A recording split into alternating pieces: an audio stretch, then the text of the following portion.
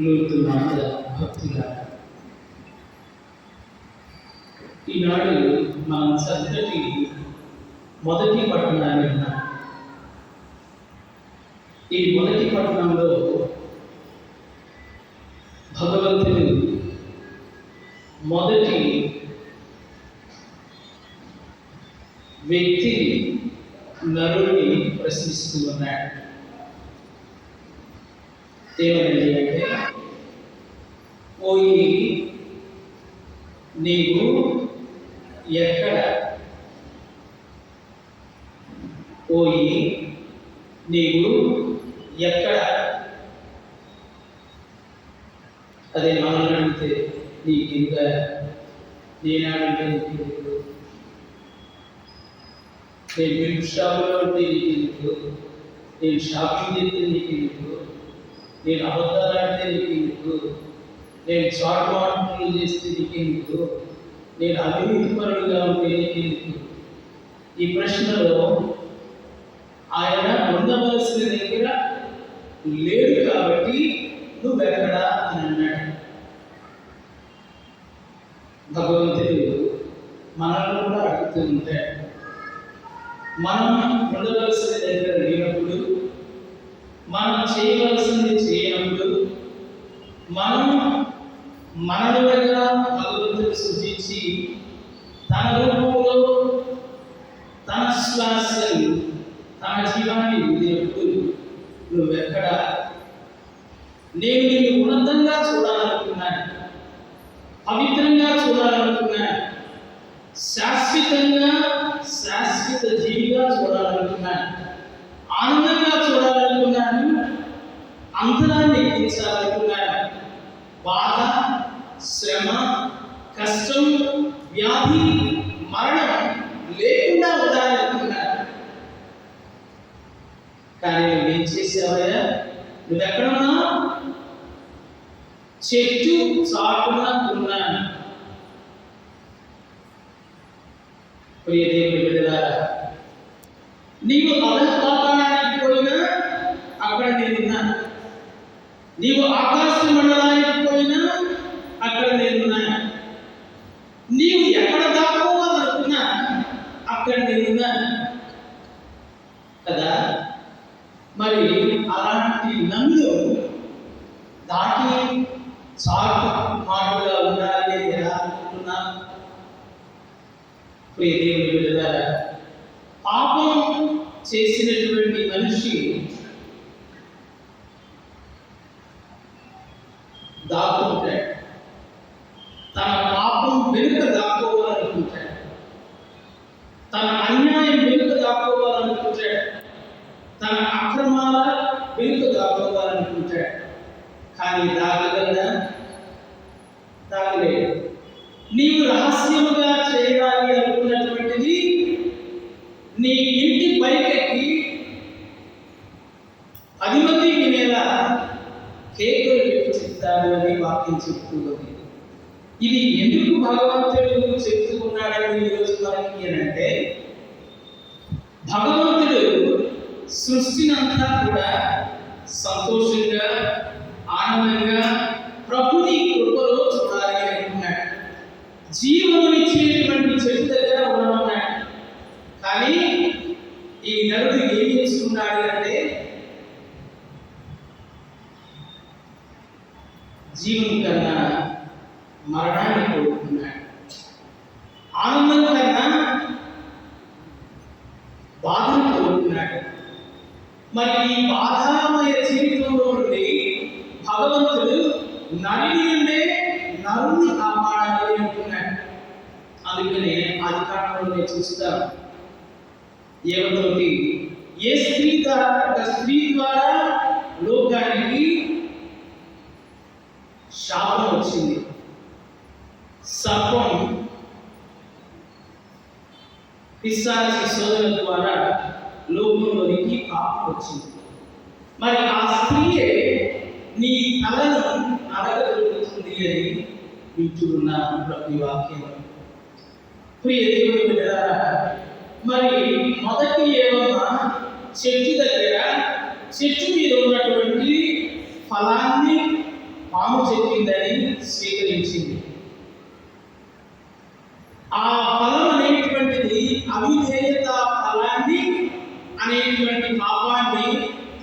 గర్భంలో పెట్టుకొని పాపం అనేటువంటి ఫలాన్ని ప్రతి ఒక్కరికి పంచింది. పాపానికి జీతం మరణం, పాపానికి ప్రతిఫలం మరణం. మరణిస్తూ ఉన్నటువంటి నరుణ్ణి జీవవంతుని చేయాలి అని మరో ఏవను భగవంతుడు ఎన్నుకున్నాడు. నిష్కారణోద్భవి అయినటువంటి ఒక కన్య స్త్రీలందరిలోనూ ఆశీర్వదింపబడిన అన్నారు. దేవుడు ఆమెకు దేవదూత ద్వారా నీ గర్భఫలము ఆశీర్వదింపబడింది, స్త్రీలందరిలో కూడా గొప్పదనమ్మ అని అన్నారు. ఎందుకనండి అంటే మొదటి స్త్రీ పాపాన్ని శాపాన్ని ప్రతిఫలంగా ప్రపంచానికి పంచితే, నిష్కళంకోద్భవి మాతగా జన్మించినటువంటి మరియమాత తన విధేయత అనేటువంటి పవిత్రాత్మ ఫలాన్ని తన గర్భంలో మోసి పవిత్రాత్మ ఫలమైనటువంటి ప్రభు యేసుని లోక కళ్యాణానికి ఇచ్చి ఆమె లోక రక్షణ్యాన్ని దేవుని తల్లిగా, మానవ మాతగా, తిరుసవ తల్లిగా నీకు నాకు శాప విముక్తిని వసగి క్రీస్తు జీవన యానంలో మొదటి నుండి చివరి వరకు తల్లిగా నడిచింది, ఒక శిష్యురాలుగా నడిచింది, ఒక విధేయత కలిగినటువంటి స్త్రీగా జీవించింది. ఇక ఈనాడు మనం అందరం కూడా దేవుని యొక్క శిష్యురాలు. మనకు వసతబడినటువంటి జ్ఞానస్నానం ద్వారా మనమందరం కూడా దేవుని బిడ్డలు. మరి తల్లి మరియమాత జీవనం అంత సజావుగా సాగిందా అని అంటే లేదండి. ఆమె క్రీస్తుని గర్భాన మోసిన దగ్గర నుండి క్రీస్తు శిలువలో మరణించి ఉత్థానమయ్యేంత వరకు కూడా బాధలలో, కష్టాల్లో, వేదనలో ఆయనను విడువకుండా నడిచింది. మరి ఈ అమ్మ ఎందుకు అంత గొప్పది అయిందంటే తన విధేయత వల్ల, తన దీనత వల్ల, తను దేవునికి తన జీవితాన్ని అర్పితం చేసుకుని బాధలని, అవమానాలని అన్నిటినీ కూడా మననం చేసింది, ధ్యానం చేసింది, ప్రభుని యొక్క ప్రియ శిష్యురాలుగా నడిచింది. మరి ఈనాడు ఆ అమ్మ మనందరికీ ఇచ్చేటువంటి సందేశం ఏంటి? ఆమె దేవుని శిష్యురాలుగా, దేవుని తల్లిగా, మనందరి తల్లిగా మనకు చేస్తూ ఉన్నటువంటి వేరేదని అంటే ఆయన చెప్పినట్లు చేయుడి అని. ఆయన చెప్పినట్లు చేయుడు అని. ఇంకొకటి మన అమ్మలో ఉన్నటువంటిది, నీవు అడగకపోయినా కానీ నీ అవసరాన్ని గుర్తిరిగి నీ అవసరాన్ని తీర్చేటువంటి అమ్మే మన మరియమ్మ, దేవుని అమ్మ. ఉదాహరణకు కానాపల్లి వివాహంలో అవసరాన్ని గుర్తించి అవమానాన్ని కాపాడి ఆనందమైనటువంటి వివాహంగా చేయగలిగింది. ఇంకా అవసర సమయంలో అందుబాటులో ఉండేటువంటి అమ్మ. మరో ఉదాహరణ, పునీత ఎలిజబెత్ అమ్మ తాను గర్భం దాల్చినప్పుడు ఆమె అడగకుండానే అవసరాన్ని గుర్తిరిగి అక్కరను తీర్చినటువంటి అమ్మ. మరి మన అమ్మ మరియమ్మ, దేవుని అమ్మ, తిరుసభ అమ్మగా మనకేం చేస్తూ ఉంది అంటే ప్రభుని శిష్యురాలుగా నిన్ను నన్ను కూడా చేస్తూ ఉంది. మరి ఆమె ధ్యానం చేస్తూ ఉంది కనుక నిన్ను నన్ను ఆ అమ్మ అడుగుతుంది ఏంటంటే, ప్రార్థించండి, ధ్యానించండి. ఏం ధ్యానించండి? సీరియల్ బాగుందా, ఈ సీరియల్ మిస్ అయితే మరో సీరియల్ ఎలా ఉండదు, పొరపాటున సీరియల్లో సీన్ మిస్ అయితే ఆ సీన్ మిస్ అయితే మన సీన్ మిస్ కాకూడదు. మన జీవితం అనేటువంటి ఈ జీవనయానంలో భగవంతునికి మనకి ఆ అనుసంధానమైనటువంటి భక్తి, ప్రేమ, విశ్వాసం అనేది పోకూడదు. కొన్నిసార్లు మన ఫోన్లో మాట్లాడుకుంటున్నాం, అలా అలా కనెక్షన్ సరిగా లేనట్టుందమ్మా, ఇది డిస్టర్బెన్స్ అలా ఒక్కోసారి కావాల్సి చేస్తూ ఉంటారు కొంతమంది, ఒక్కోసారి నిజంగానే నెట్వర్క్ పనిచేయదు. అసలు మన నెట్వర్క్ ఏంటి మనకే తెలియదు. కన్ఫ్యూజన్ ఏంటిదండి అంటే కన్ఫ్యూజన్, దేవుణ్ణి ప్రేమించాలన్నా నన్ను నేను ప్రేమించుకోవాలా, నేను దేవుని బిడ్డగా నన్ను నేను పవిత్రం చేసుకోవాలా, లేకపోతే లోక వ్యామోహాలలో నన్ను నేను ముంచుకోవాలా, దేవునిలో దేవుని కృపలో ఉండాలా, లేకపోతే లోక వ్యామోహాల మురికిలో బొరదలో పడి కొట్టుమిట్టాడా? నీవు ఎక్కడ? మళ్ళీ మొదటి ప్రశ్న, దేవుడు ఈరోజు నిన్ను అడిగితే మరి నువ్వెక్కడ? దేవుని కృపలో ఉన్నావా? దేవుని ప్రేమలో జీవిస్తూ ఉన్నావా? నీతిగా ఉన్నావా? నిజాయితీగా ఉన్నావా? క్రైస్తవుడివి అని, క్రీస్తు శిష్యుడివి అని అనుకున్నప్పుడు క్రీస్తులాగా క్రీస్తుని పోలి జీవిస్తూ ఉన్నావా అనేది ప్రశ్న. మరి మన మరియమ్మ దేవుని తల్లి ఏం చేసిందండి? నీతిగా జీవించింది, నిజాయితీగా జీవించింది, విశ్వాసంతో జీవించింది, దేవుని ప్రేమలో జీవించింది, దేవుని కృపలో జీవించింది. దేవుని కృపలో నువ్వు నేను ఎలా జీవించగలం, ఎప్పుడు జీవించగలం అంటే పాప రాహిత్యం కలిగి జీవించిన నాడు జీవిస్తాం. మరి ఈ లోక వ్యామోహాలు, అందుకని ప్రభు అంటూ ఉన్నాడు, నేనే మార్గాన్ని, నేనే సత్యాన్ని, నేనే జీవాన్ని, నా మార్గంలో పయనించిన వాడు సరైన మార్గంలో ఉంటాడు. కానీ ప్రభు నేనే మార్గం అంటే పక్కనకి సాచి నేనే నీ దారి గోదారి ఇద్దరు తెలుసుకోవాలా. ఎడికి వల్లకాటు, ఎడికట వల్లకాటు. ఈ రోజుల్లో అమ్మ ఇదే మతం అంటే అది క్రైస్తవ మతం, ఆ మతం, ఈ మతం అంటారు. కానీ ఈ ప్రపంచంలో అతిపెద్ద మతం ఏంటండి? రెట మతం. ఏ మతం? రెట మతం. అది మతానికి సంబంధం లేని మతం. ప్రతి మనిషిలో మతం.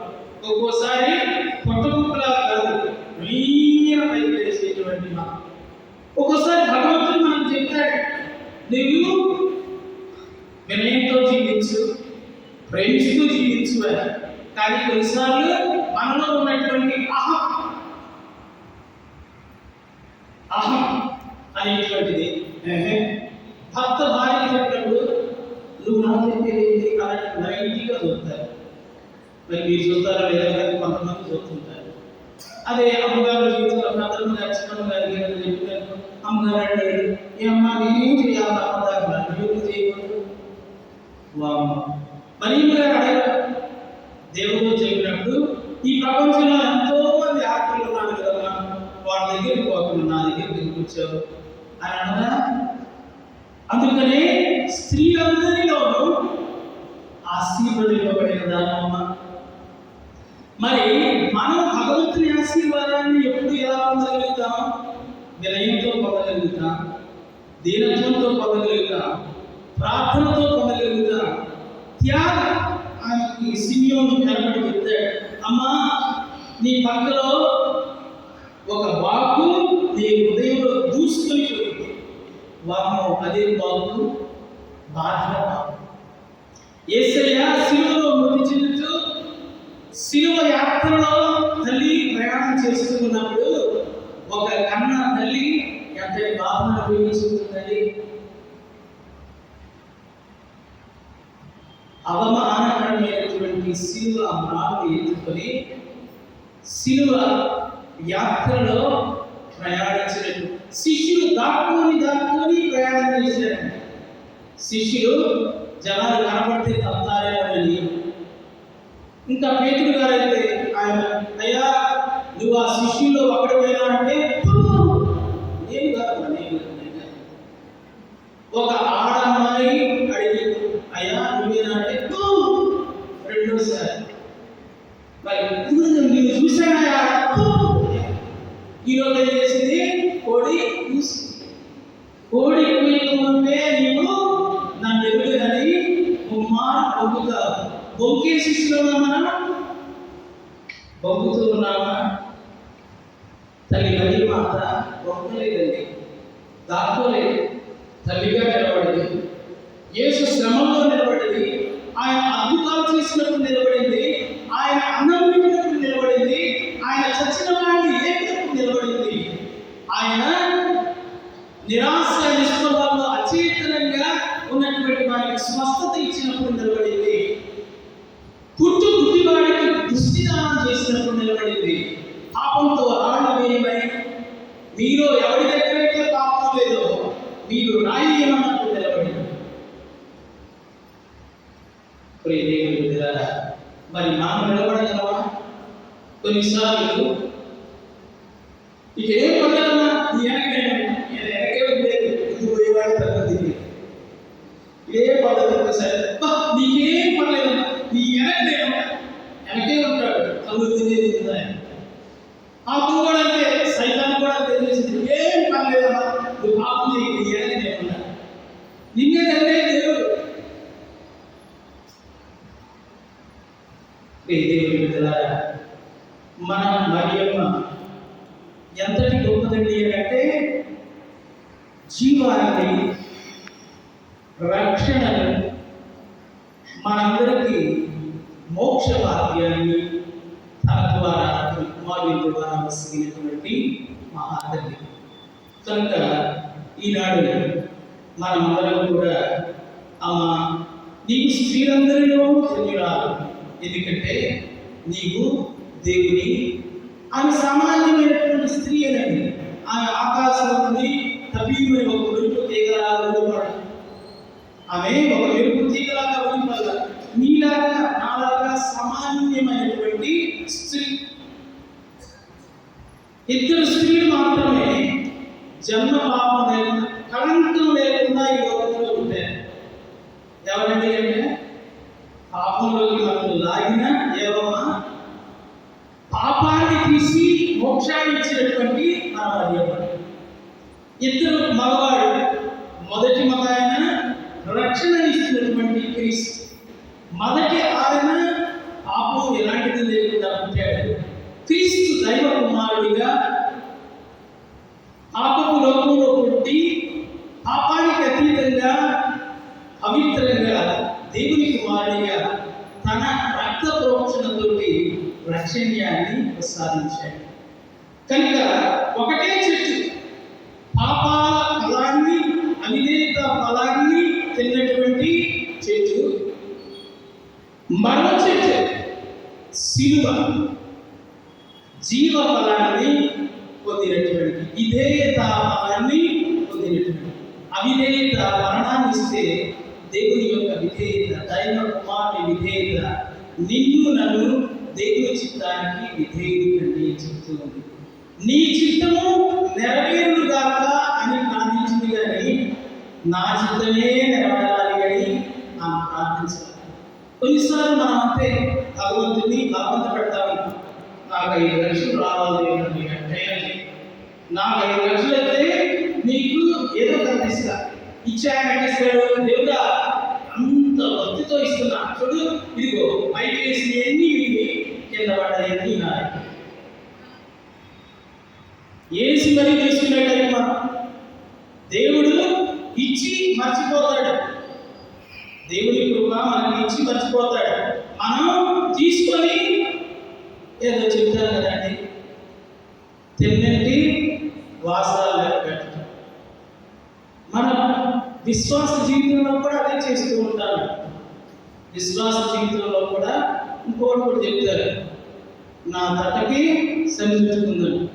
శుభ్రంగానే ఉంటాడు, బాగానే ఉంటుంది, కానీ ఏమీ లేని వాడు అబ్బో ఏమీ లేదు అన్నట్టుగా. కానీ అమ్మ అలా లేదండి.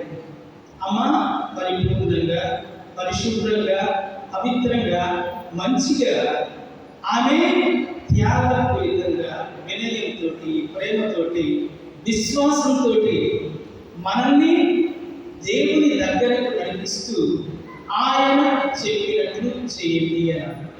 కనుక దేవుని బిడ్డలారా, తల్లి ప్రార్థన సహాయన మనల్ని దీవించమని, మనకు తోడుగా ఉండమని, మన పాప జీవితాన్ని వీడి పవిత్ర జీవితానికి మనల్ని నడిపించమని చిన్న ప్రార్థన చేసుకున్నాం. అందరికీ తెలుసుకోనండి.